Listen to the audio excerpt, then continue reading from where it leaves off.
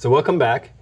We're now turning towards the question of how organizations can achieve excellence. We looked at individual excellence, the principles for achieving those, and how teams can achieve excellence. And now we're going a level higher and look how organizations achieve excellence. We're looking primarily at one book which has become a management classic, which is called Good to Great by Jim Collins. And it was written in 2001, 1999, roundabout that change towards the new millennium. And the question in some way that we'll explore is such an old book. How is it still relevant? What is relevant about it? What are the principles that Collins is exploring that we can learn from and draw on if we want to inform the conversation about how organizations become excellent? I'm very happy that we have Perry and Brian with us, and that we're going to explore this conversation with you two, and just maybe get started with the book overall and what the point of the book is. Why is it successful? Possibly. What are some of the key elements in the book? Sure. Anything that because you use it also in some form in your leadership development, etc., that you can just share with me right now why it is still relevant, why you think this is a classic. Sure. So I think Collins examines some universal principles across many organizations that make them successful. What are the differentiators that make a great organization? Some of the things he identified was discipline, for example, the importance of discipline and having the right people on the team, the importance of leadership, level 5 leadership. Those are, and the way he identified all those principles, universal principles, was looking across many organizations and identifying what differentiates them from good to great. I think it's also sort of interesting how you set up the class in general, because I think that sort of lens, there's a through line throughout Collins' text where you can think about many of the principles at the individual level. You can, I started to think, well, am I the fox or the, and so many of that you can consider, is this relevant to the person? Is this relevant to the team? But essentially, I like how it does bridge together all three. It doesn't say let's develop a larger organizational strategy that is divorced from the individual, divorced from the concept of an individual's human experience. So I think that's another thing that I appreciated, and that it's sort of time tested in a way, in that some of the findings from the larger empirical study weren't connected to, this was just a booming industry, or they just had this one stroke of luck. It was, these are qualities that you can replicate over and over again in every organization. Great. Wonderful. So let's step back a little bit. What was the study? How was the study done? And can you just sort of share with us how he was methodical about it? Sure. He examined many organizations. I can't recall off the top of my head, Barry, I don't know if you remember how many organizations he examined, but he methodically looked through each one to identify the common characteristics of that differentiated them from the baseline that he developed. Perry? Yeah, and so added to that, once they started to find different characteristics that sort of, they also did interviews with the leadership and that kind of thing.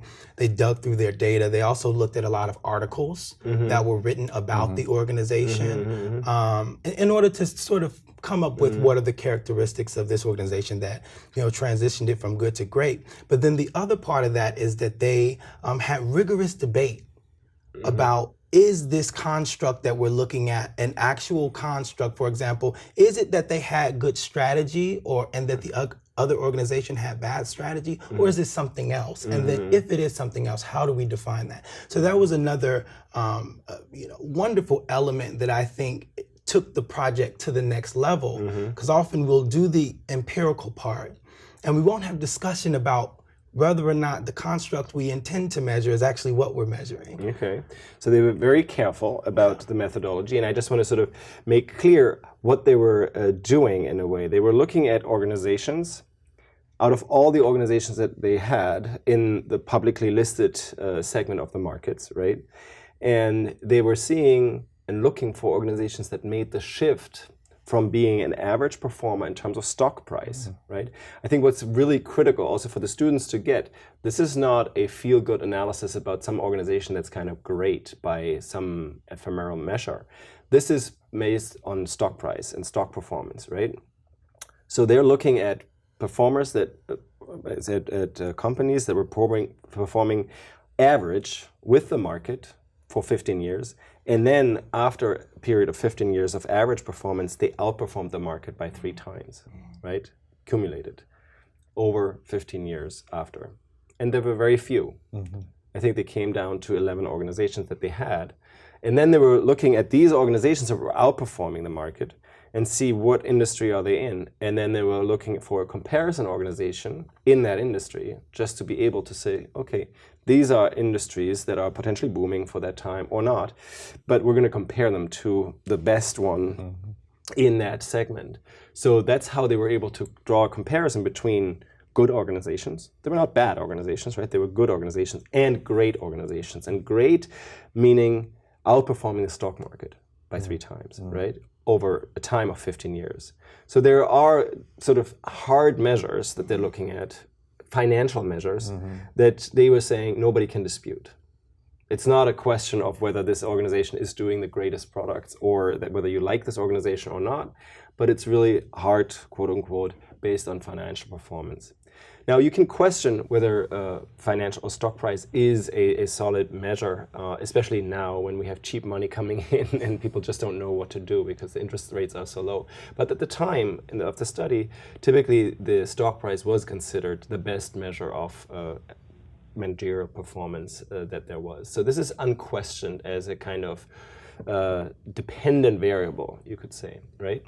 So this is a hardcore study in the context of organization, as hardcore as it can get, right? They're looking at the sample group of outperforming organizations versus the basically peer groups in the same industry, and then how it was different. And then you say the rigor of how they were assessing it, how they were trying to get rid of their own assumptions and biases and figuring out something that was standing and explaining the real difference between these organizations, right? And so in some way, I think there are very simple principles, right? And that probably helps in some way also how to make it popular and transmit it and tell a good story. But just tell me, what are some of the principles that resonated most with you? You were mentioning them already before, but just go through them. Maybe. Discipline and leadership were the two that resonated with me the most. Okay. Yeah, probably the hedgehog, and the spheres, the 3 concentric circles, resonated with me the most. Okay, okay. Do you remember what they were? Yes, passion, economics. The financial engine, yeah, the economic engine. Financial engine, and then passion, probably the most important one. What you can be the best at. Right. What you can be the best at. Apologies. Yeah. No.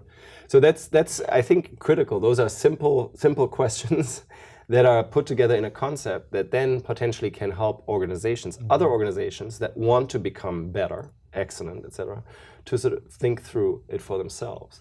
And I think it's critical that people understand, and that students, that you understand that the simplicity of the message is critical to making it viable, right?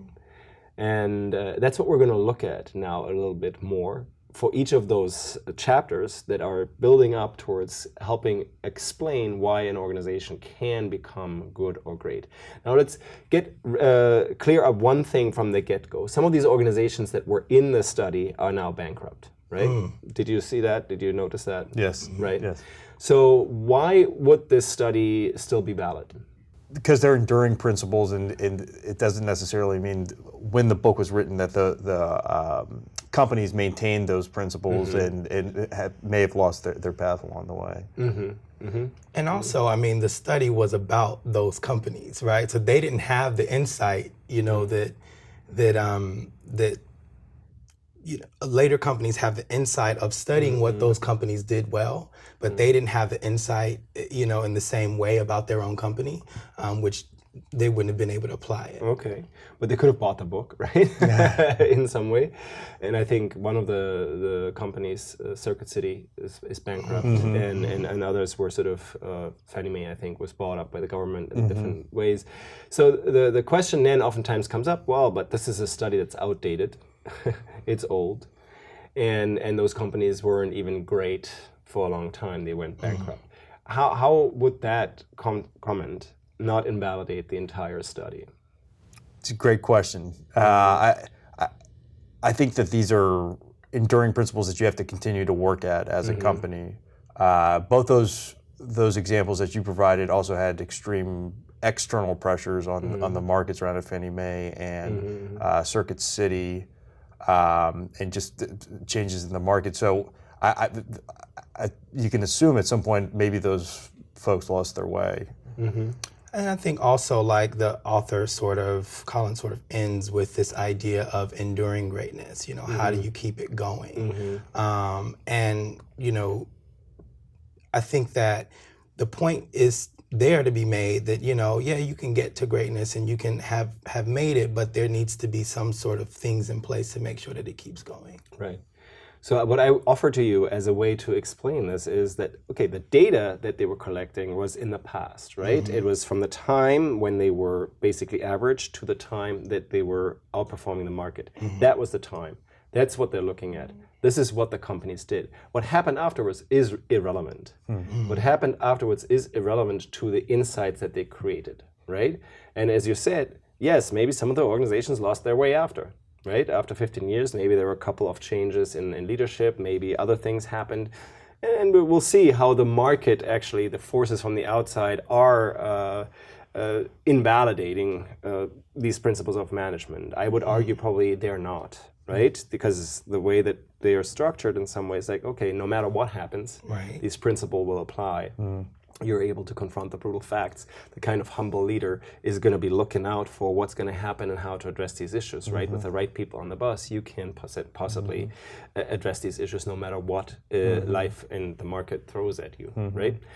But I just want to raise that issue because many students, smart students, will point to that and say, this is not even relevant.